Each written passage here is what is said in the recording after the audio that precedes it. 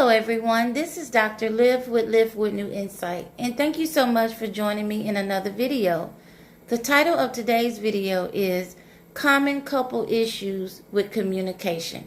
And these are issues that I see and have addressed in couples therapy, as well as issues I have experienced personally. So let's get right into the discussion. The common couple issues I see involve not communicating and not communicating effectively. So it's important to highlight that if you want to have or maintain a happy, healthy, and stable relationship, communication is definitely key. You can't shut down, stonewall, and withdraw from each other, turning away from each other. This is the first mistake. Now, it's different and healthy if you need time to withdraw in order to cool off, de-escalate, and think. You may need time to process your thoughts and feelings, or just need a break from the intensity and escalation of the conversation. But even with this, there's a way to do it. And if this is the case, you withdraw for de-escalation, be certain that you always come back and revisit the issue to try to either resolve it or reach a compromise. Don't let days and days or weeks go by before addressing the issue. When you start turning away, you become more comfortable and complacent with this action. And you're more prone to seeking things outside of the relationship to ease your stress, pain, or to fill a void that you and your partner should be addressing and working on. It's one thing to have a distraction and an outlet, but it's another thing if this distraction becomes your way to avoid the issues in the relationship. And even worse if this distraction or escape is found in another person.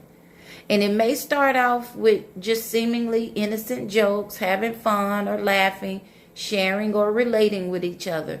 But there should always be a boundary where you reserve intimate talk, personal business that involves you and your partner, and matters of your relationship for conversations with your partner only. You have to be careful with family and friends as well, and know when to draw the line with disclosing personal relationship matters concerning your relationship. There are also times when what you think is a couple's issue is really a self issue, and therefore it might be something you need to address and work on personally. But either way, seeking escape or comfort in another person can be the beginning of an affair, emotionally and or physically, and other inappropriate behaviors that can destroy your relationship. Many couples avoid communication, cover up, or distract from problems, internalizing them, and then this leads to build up and bigger problems. Many couples wait on the other person to address the issue, so no one brings it up, and the problem lingers, grows inside like a cancer, and brews anger, hostility, and resentment along the way. Another common couple issue with communication is individuals not taking accountability and not validating the other person's feelings. Regardless if you feel ashamed, guilty, embarrassed, angry, upset, you feel uncomfortable when you've quote unquote messed up, you still need to be a mature adult and own your actions and the consequences of those actions. Don't make excuses. You don't need to keep restating or explaining the reasons why. You don't need to try to prove your point or get someone to agree with you.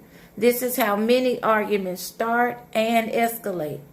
What you should do instead is to acknowledge the wrong, acknowledge the consequences of the wrong or your actions, and acknowledge the other person's feelings, and then be mature enough to discuss how to prevent the mistake, poor choice, or wrongdoing from repeating. And this may mean making sure you understand each other's needs and expectations and boundaries.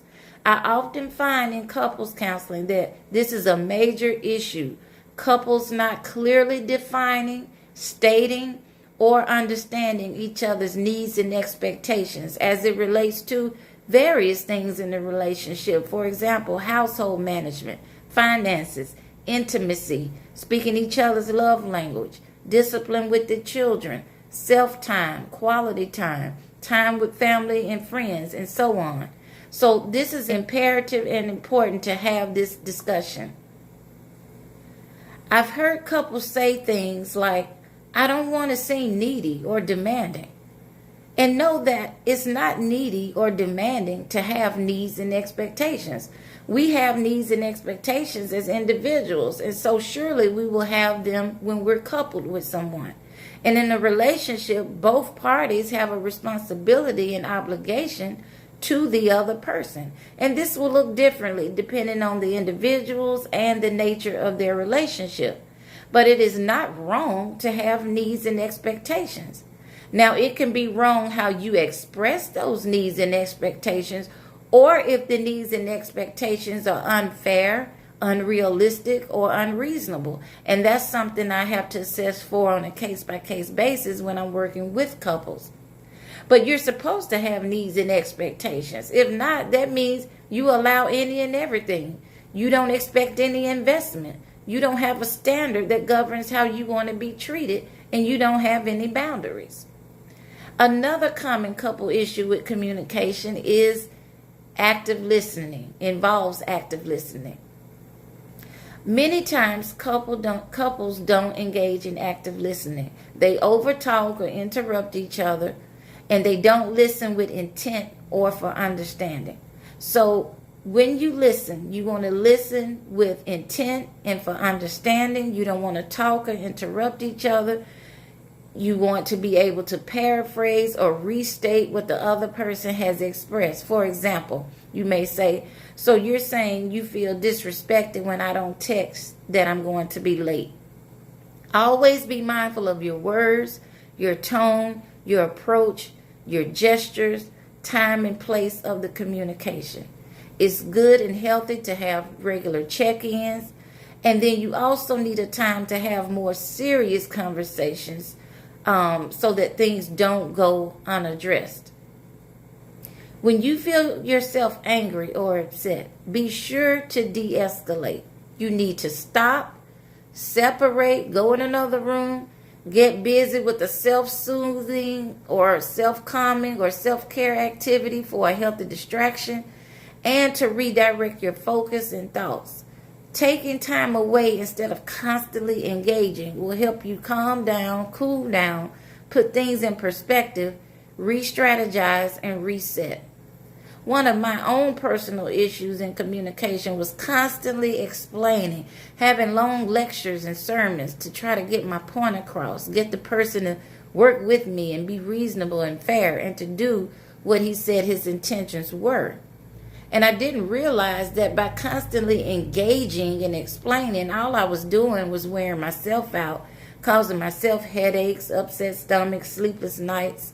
And what many of us don't understand or don't want to believe is some people are hell-bent on not understanding you because they don't want to. They're selfish and manipulative, and they're with you already under false pretenses and for selfish reasons. So they know what they're doing. You just don't know or don't want to accept it. But the bottom line is they're definitely not on the same page as you. And this is not always the case that a person is toxic or narcissistic or manipulative. It could just be that a person really struggles with communication, listening, or other issues. There may be other issues preventing them from showing up the way they need to in the relationship. But back to the explaining and lecturing. For myself, I had to learn to just stop, back off, go take care of myself, and to give people the opportunity to do what they want to do. And when you back off and give people the opportunity to do what they want to do, you'll quickly see what they'd rather do. And this will tell you everything you need to know. There'll be no questions asked because actions always speak louder than words. But I digress. So the point of this video is to discuss these points for effective communication and problem solving, to highlight the importance of active listening. Active listening. Be mindful of your tone, choice of words, your approach, and the importance of de-escalation. Don't keep engaging. Take a time out Go take care of yourself with a self-soothing, calming, or self-care activity. Go play some video games. Go take a walk. But do something other than keep engaging when you see that you're clearly angry, upset, you're both escalating, and the conversation is going nowhere. Also, in this video, I want to highlight the importance of, again, turning towards each other to work out your issues and not turning away from each other. If you do seek outside support, try a few counseling or therapy sessions to get you back on track.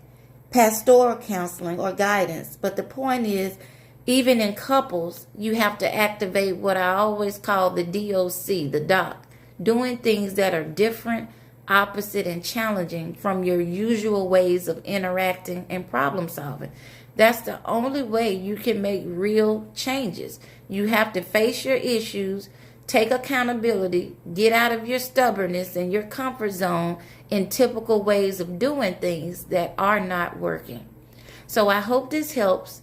Please leave your questions and comments down below, and we will talk soon.